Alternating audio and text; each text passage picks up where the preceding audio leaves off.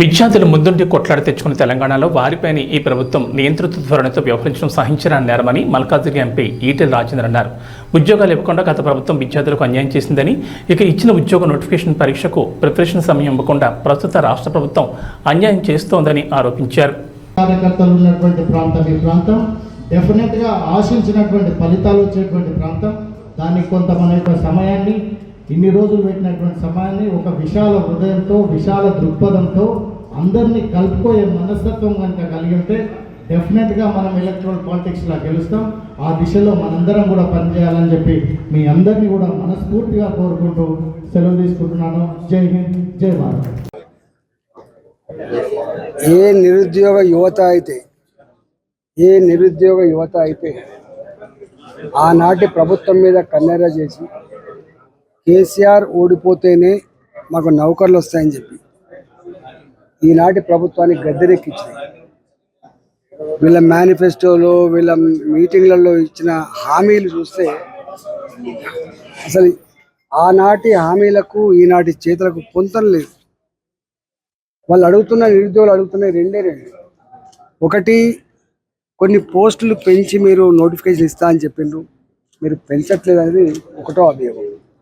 రెండవది, మాకు ఈ ఎగ్జామ్స్ అన్నీ కూడా ఒక్కొక్క ఎగ్జామ్ అందరూ పాల్గొనే ఎగ్జామ్స్ కాబట్టి, ఒకటే ఎగ్జామ్ రాసుకొని ఊరుకునే వాళ్ళు కాదు కాబట్టి 4 పరీక్షలు 4 రాష్ట్రాలు, 5 ఉంటే 5 రాష్ట్రాలు కాబట్టి ఒక ఎగ్జామ్ మధ్య కొంత గ్యాప్ ఉండాలి చదువుకోవడానికి అని చెప్పి అడుగుతున్నారు.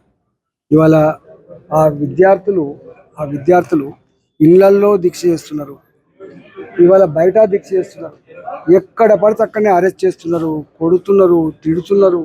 వాళ్ళు అనుభవిస్తున్న నరకం చూస్తే బాధ అనిపిస్తుంది.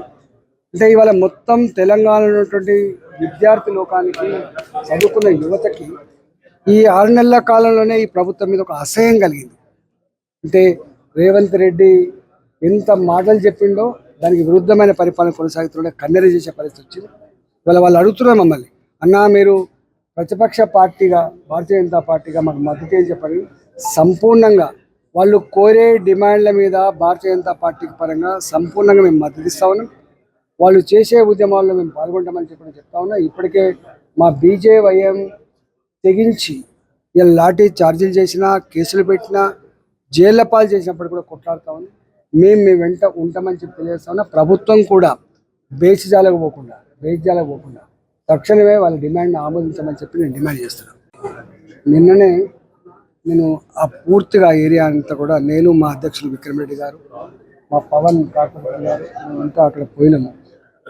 కానీ హృదయ విదారకమైన పరిస్థితి.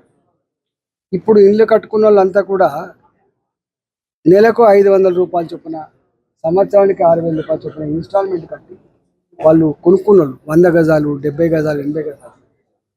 వాళ్ళు ప్లంబర్లుగా, ఆటో డ్రైవర్లుగా, బేకరీలో పనిచేసి ఉంటే వాళ్ళగా ఇల్లు కట్టుకుంటే ఇలా ఇప్పుడు పోయి కూలగొట్టారు.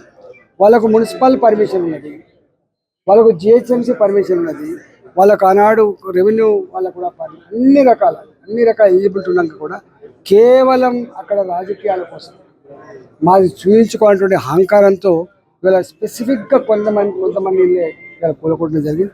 దాని మీద కలెక్టర్తో మాట్లాడినా, మంత్రి గారితో మాట్లాడినా, వాళ్ళు మాట్లాడితే వాళ్ళు మాకు తెలియదు అంటున్నారు.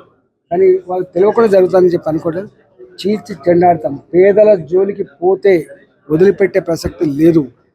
ఆనాడు రాజశేఖర్ గారు ముఖ్యమంత్రి ఉన్నప్పుడు కూడా ఇట్లా ఆ పైనుంచి ప్రెషర్ అని చెప్పి అధికారులు పవర్ ఉన్న వాళ్ళకు గులాంగిరి చేసి సలాం కొట్టితే జైళ్లపాలెంలో చూసిండ్రు. ఇవాళ కేసీఆర్ హయాంలో కూడా ఇవాళ మేము ముఖ్యమంత్రి గారు ఆఫీస్ చెప్పిందని చెప్పి కనుక అడ్డగోలుగా సిస్టాన్ని పక్కకు పెట్టి, చట్టాన్ని పక్కకు పెట్టి చేస్తే ఏమైందో చూసిండ్రు. ఇవాళ కూడా చిన్న పెద్ద నాయకులు కనుక ఏదైనా అక్రమమైన పని చెప్తే, ప్రజలను దౌర్జన్యం చేసే పని చెప్తే మళ్ళీ ఆ పనిలో పాల్గొంటే వీళ్ళకు కూడా అదే గతి పడుతుందని చెప్పి హెచ్చరిస్తా ఉన్నాను. మేము వ్యక్తులకు వ్యతిరేకం కాదు, కానీ ఇవాళ ఒక నాయకుడు ఇవాళ అధికారం ఉంటుంది పోతుంది, ఒక పార్టీ అధికారం ఉంటుంది పోతుంది. కానీ 30-35 ఏళ్ల కాలం పాటు సర్వీస్లో ఉంటారు. వాళ్ళు సర్వీస్లో ఉన్న వాళ్ళైనా కనీసం నువ్వు ఏ ప్రమాణం చేసి అయితే నౌకరికి ఎక్కినావో ఆ ప్రమాణానికి కట్టుబడి, ఆ చట్టానికి కట్టుబడి పనిచేయాలి తప్ప బానిస లెక్క పనిచేస్తే ఏం జరుగుతుందో చూసింది. కాబట్టి బీ కేర్ఫుల్ అని చెప్పి హెచ్చరించాను నేను. నేను హెచ్చరించడం తప్పకుండా వాళ్ళకి సంపూర్ణంగా అండగా ఉంటాం. భారతీయ జనతా పార్టీ ఈ జిహెచ్ఎంసీ పరిధిలో పేదల ఇళ్లను కూల్చివేస్తే, పేదల జీవితాలతో ఆడుకునే ప్రయత్నం చేస్తే క్షమించే ప్రసక్తి లేదు. వాళ్ళు జేజమ్మతో అయినా కొట్టాడే ప్రయత్నం చేస్తారు.